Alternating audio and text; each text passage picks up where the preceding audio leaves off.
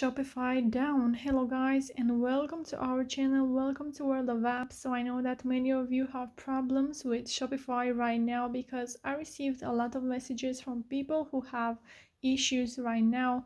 I already went to Twitter to their profile, and 4 minutes ago they said, we know that merchants are encountering error messages when attempting to access the Shopify admin.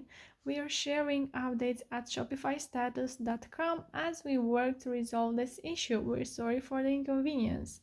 So I will go back and then I will go to their status as they said, and indeed it says one active issue, so you don't have to worry about it, guys.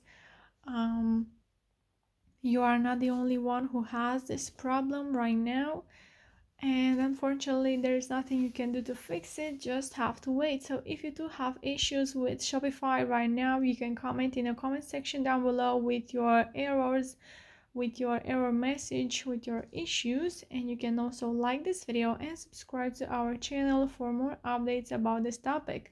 Thank you so much for watching, guys. Have a great day. Bye bye.